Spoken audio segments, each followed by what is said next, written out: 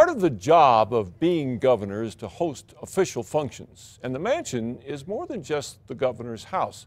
There's a private area where the governor actually lives and the public area, the entertaining area. Recently, the state spent $100,000 to upgrade the kitchen in that part of the mansion. That's a lot of money for any kitchen. News 13's Katie Kim went on special assignment to see how it was spent.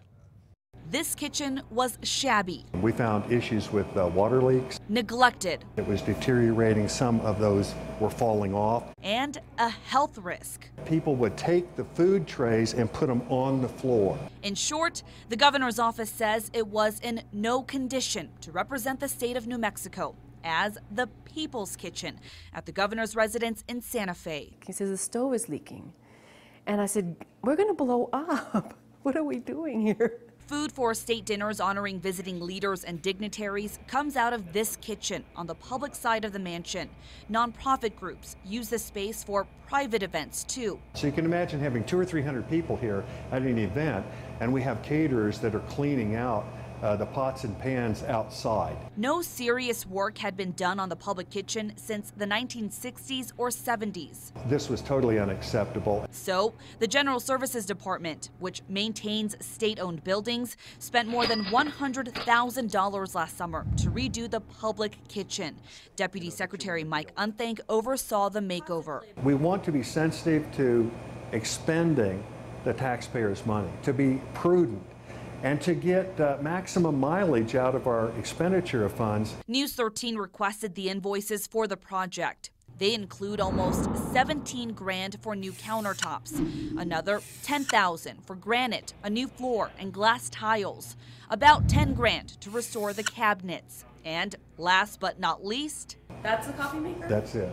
more than $2,600 for a state-of-the-art built-in coffee maker. Close to a $3,000 coffee maker. How do you justify that? The $2,600 coffee maker, yes. The goal was to put a coffee maker in that would not be on the counter spaces. Unthank says most of the fixes were to make the kitchen safer and more user-friendly to caterers. The biggest hazard was a leaky gas stove, which cost $9,500 to replace. It's winter. And one of the details walking through, and I said, why are these doors open?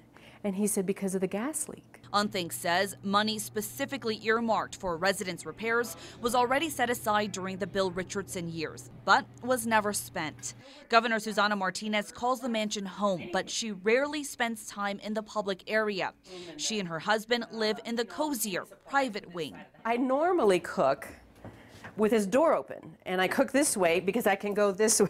It's very easy. Governor Martinez uses the smaller kitchen on the private side of the residence, but definitely provided input to the renovation project. It was okay with me, whatever they did, as long as it was something that could last a very long time. Lawmakers we spoke to say photos make it clear the public kitchen needed some work.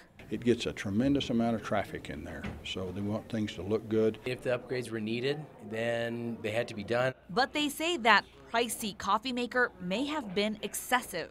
Hope it makes damn good coffee. After News 13 began asking about the coffee maker, a governor spokesman said it will ask private donors to foot the bill for it. I don't even know how to work the thing. I'm not sure how it works. On special assignment, Katie Kim, KRQE News 13.